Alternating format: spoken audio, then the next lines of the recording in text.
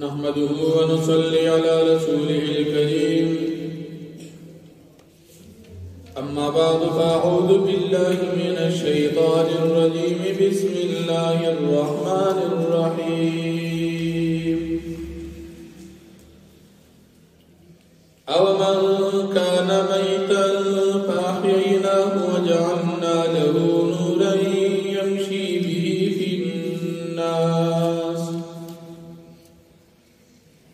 يمشي به في الناس كمن مثله في الظلمات ليس بخارج منها كذلك زين للكافرين ما كانوا يعملون صدق الله العظيم. سورة الأنعام اتما پارا یوسل ویشتم نمبر آیت دی پمکی رکو کی د مومنانو او د کافرانو دواړو ډلو ذکر وشو. اوس په دې رکو کې هم د مومنانو او د کافرانو د دواړو جماعتونو ذکر کیږي. اللہ رب العالمین فرمائی آیا هغه انسان چاغا مړوي او منګي را ژوندي او رڼا د تورکو او دې پرانا باندې روان شي. آیا دا انسان د هغه کس په شان دی چې په تیارو کې روان وي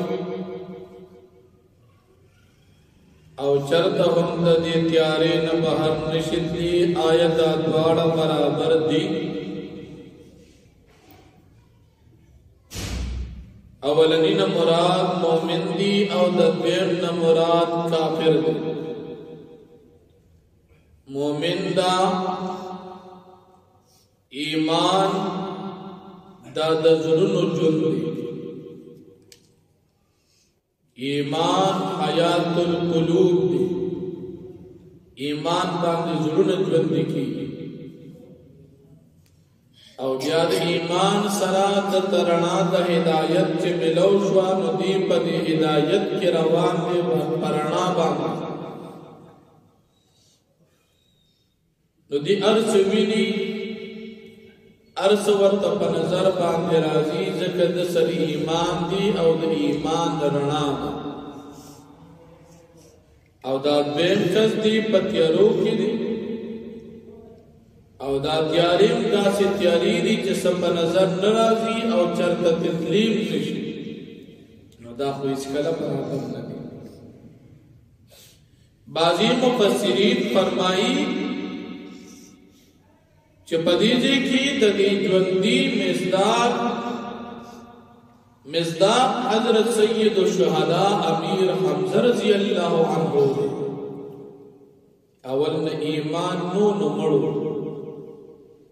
بیا الله پاک ایمان ورکړه ژوندې شو او د جن بعد رڼا وتخکار شو او د دویم نه مراد ابو جهل کافر دی. اول نم تیارو کې او اخرم تیارو کې تر دې چې مړ هغه تیارو کې شو. دا خو برابر نه دي. او عام مفسرین فرمایي چې دین مراد عام مسلمانان او کافران دي. هر مسلمان دا ژوندو کې حساب دی او هر کافر دا په مړو کې او په تیارو کې حساب دی. ځکه ایمان رڼا ده او کفر تیاری دی. نو که تمام دنیا د ایمان په مقابل کې ودرېږي دا به تیارو والی او مسلمان د تمام دنیا د تیارو په مقابل کې دا رڼا والا. ایمان دا لوی رڼا ده. د دې وجې مفسرین فرمایي ایمان دا د زړونو ژوند دی. چې چا کې ایمان وي دا هغه سره ژوند دی او که چا کې ایمان نه وي نو هغه زړه مړ وي نو هغه بیا په دې نه پوهېږي چې دا د ښه کار کوم او که بد کوم. نو بیا الله جل شانه فرمایي څنګه دې مؤمنانو ته دا ایمان قیسته شوی دی او نیک کارونه کوي دغه رنګې دی کافرانو ته کفر قیسته شوی دی او دوی د کفر دا کار کوي کافران چې د کفر کار کوي نو دوی په دې خوشحاله دا ورته ښایسته کار کوي لکه څنګه چې مسلمانانو د ایمان د وجې نه ورته نیکي کول ښه کار ښکاري مسلمان نیکي کوي ښه خوشحاله او که چېرته دې ګناه وشي نو په هغې بیا پښیمانه وي ما نه ګناه وشو الله نه معافي غواړي ولې ځکه ده کې ایمان دی دته دا بد کاره شو دا ګناه او کافر نیکي نه کوي ځکه دا کافر دنده ته ګناه بده نه ښکاري ښه ورته ښکاري او په هغې کې خوشحاله ځکه د کافر زړه مړ دی نو دته هغه ښه کار نه ښکاري او د مسلمان زړه ژوندی دی ایمان دی رڼا د هدایت دی ارزښتکاري نو دته ګناه بیا ګناه ښکاري او چې نیکي نو په هغې کې دی خوشحالي هغه دی کوي نو بیا مسلمان او کافر چاته هم برابر نه دي د تمام دنیا کافر د یو مسلمان سره برابر نه دي ځکه مسلمان ډېر قیمتي دي مسلمان ته الله جنت ورکوي جنت قیمتي دي او د مسلمان په الله ایمان دی د ایمان قیمتي دي مسلمان په دنیا کې بني یوازې مسلمان په آخرت کې جنت ته ځي هغه بیا خبره ده چې نن د مسلمانانو په خپل ایمان باندې خوشحالي کمه ده مسلمان بیا په خپل ایمان خوشحالي ډېر کم خلک کوي چې الحمدلله شکر دی چې مسلمانان ډېر مسلمانان داسې شته چې هغوی د کافرانو دین ته ښه وي او د کافرانو کارونو ته او د هغوی ارڅه ته ښه وي کافرانو کارونه چېرته ښه مسلمان ایمان د الله محبت دا ډېر قیمتي او کافر خو الله وایي زما دشمن د دشمن کار ته څوک ښه وي الله وایي لا تتخذوا عدوي وعدوكم اولیاء کافران دا زمان دشمنان دي او ستاسو دشمنان دي نو د الله دشمن ته څوک ښه وایي کافر ته به چېرته ښه نه وي دا به نه وي چې دا فلانی کافر ښه دی نه کافر چېرته هم ښه دی الله دشمن دی که ستا په زړه کې د الله محبت دی نو د الله دشمن ته به ښه نه وي مسلمانان یو الحمدلله او زمونږ په دې کتاب قرآن ایمان دی نو د دې ایمان د وجې مونږ کافر ته بد وایو او مسلمان ته به ښه وایو او بعض اوقات کې دا موږ د فلاني مسلمان نه خدا کافرانو نه مسلمان خبره کې ایمان دی که ګناهونه ډېر وکړي مسلمان دی دا قیمتي دی دا سونه ده کله کله سونه په خاورو کې پروت د خاورو ګنده شي خو چې لږ وخت به زرګر ماما یې په اور کې واچوي نه اخري ته وسوځي نور صفا شي دا مسلمان دی نو که د سره ګناهونه شته مسلمان به الله جهنم ته بوځي خو د پاره د پاکه مسلمان ګناهونه کړي دي به جهنم ته لاړ شي او که جهنم ته لاړ شي الله به دې پاک کړي لکه د صفا سونه به جنت ته بوځي ځکه جهنم ته به ګناهګار نه جنت ته به ګناهګار نه دي بیا به الله پاک جنت ته مفت کې بوځي او مکمل صفا او کافر مثال له خشاک نو په دې کافر به د اور ګرمۍ لکه مثال په اور کې خلک خشاک چې اور به تیزي دا کافر د دې اور تیزي نو سبب دا نه چې دی په پاکي مسلمان قیمتي دی اگر که هر څنګه ګناه مسلمان کړو مسلمان دی مسلمان ته چرته سپک نه ګوري او کافر ته چرته درن نه ګوري ځکه کافر څه منکر د الله دشمن د الله دشمن ته من کافر وایي او چې کافر شون مسلمان سره قرآن وایي چې دا برابر نه مسلمان ته بخوي هر څنګه ګناهګار مسلمان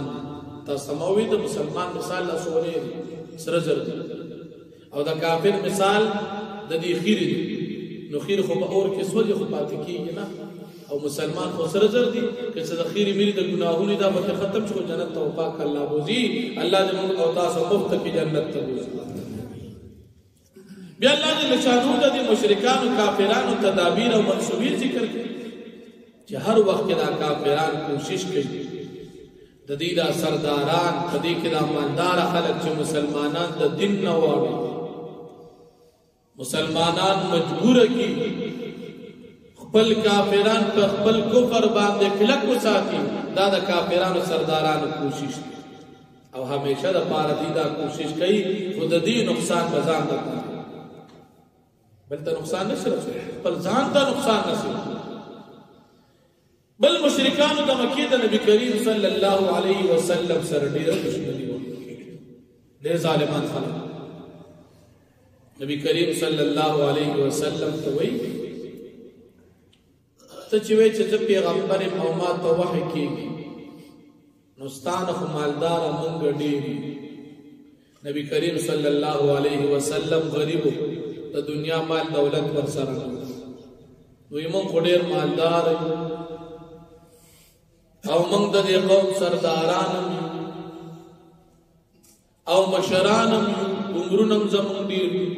د دې پیغمبر حقدار مونږ یو الله جل شانه نبی کریم صلی الله علیه وسلم دفاع خپل باندې کړ الله دې خوخه دفاع الله پاک ته کوي چې تو پیغمبر علیہ السلام الله ته معلوم دي د پیغمبر آل سوق مشرک اهل دي او کدا پیغمبر علیہ السلام اهل دی خوې چې مونږه مالدار یو او مونږ سره مال ډېر دی او مونږ مشران یو مونږ سره عمر ډېر دی پیغمبري خو په دې نه ملاوي دا خو د الله په انتخاب ملاوي او تاسو کافر یې او کافر د پیغمبر اهل نه دي نو الله جل شانه فرمایي چې دی لبزو د ذلت او سخترین عذابونه د جهنم ورکو نو نبی علیہ الصلوۃ والسلام چې دا دین موږ او تاسو ته رسولي دا د ډېر مشکلات سره سره لکه دا څومره بد خبره پیغمبر علیہ السلام تر دین بیان دی وته نه موږ ته پیغمبر نه من ولی پیغمبرای باندې اهل مونږ ډېر خلک پکاردار چې موږ پیغمبرانو ته پیغمبر نه ظالمان ته نبی علیہ الصلوۃ والسلام ته به قسم قسم تکلیف الله پاک دې تر عذاب وعده ذکر کې چې عذاب قدر کوم د اسلام او د خپل دین قدر پکاو الله جل شانه فرمایي او من کان میتا آیا هر هغه څوک چې وی غمړ د کافر مثال د مړي پیغمبر علیہ السلام ته دین بیانې خو دې کانه دې راندري نوري الله فرمایي دا امر فاحیینا پسند غرا ژوندې ایمان ورنصیب وجعلنا له نورا او وګرځو د پار رڼا یمشي به په الناس چې دې ګرځي په دې ایمان او په دې رڼا باندې په خلکو کې ایمان ورسره دې خسته ګرځي ارسو تکار نظر کار کوي کمم مثلو دادی پشان دهغه چا په ظلمات چې ویغه پتیارو کې لیس بخارج منها او ندی دی وتن کې د دې تیارینا نو آیت رڼا والا ژوند دی د دې تیاری والا مړ پشان دی نه دان مسلمان ژوند دی د کافر پشان نه دی کافر ډیر قیمتي مسلمان ډیر قیمتي او کافر خو تیارو والا دی دا د مسلمان په مقابل کې هیڅ نه دی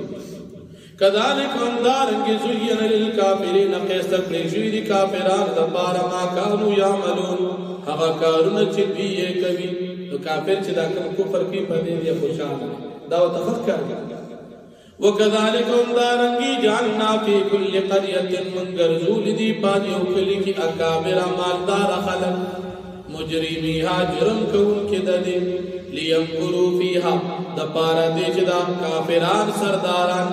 تدبیر کی پدی کلی کی پمن کولو د خلق د ایمان نا وما ينقرون دی مکرو تدبیر نکوي الا بانفسهم مگر وباند دی خپل ځانونو باندې اچي وما يشعرون دی نفي په خپل نقصان باندې واذا جاءتم آیه او هر کله چې راشي دی مشرکان د مکه ته آیه یو نخاد پیغمبر دوا د رسالت او د الله پاک د یووالي قالوا نویدا کافران لن نؤمن هرگز من ستا تصدیق نکو ایمان نرو حتی تردی پوری نوتا مثل ما اوتی رسول اللہ چه من تراکریشی پشاندہ وسو اوتی رسول اللہ چه دا اللہ پاک پیغمبران تورکولیشی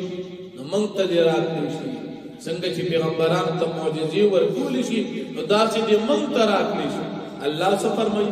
الله اعلم، الله پاک ډېر خبرېږي حیث یجعل رسالته، په کوم ځای کې چې ګرځي خپل پیغمبري. الله پاک ته معلوم دی چې د پیغمبرۍ ځای کوم دی او د پیغمبرۍ مستحق کوم بنده دی. تا کافران وی منګیو، نن الله وی تاسو دی ما ته معلوم دی چې هغه نبی کریم صلی الله علیه وسلم. سيصيب الذين اجرموا زرد چې وبرسي دغه کسانو ته اجرموا چې جرم کړی دي مشرکان دي، صغار ذلت دي تورسيږي عند الله بنزد الله، وعذاب شديد او سخترین عذاب دي تورسيږي بما كانوا ينكرون، په سبب د دوی چې مکر او تدبیر کې د پیغمبر خلاف. واخر دعوانا الحمد لله رب العالمين.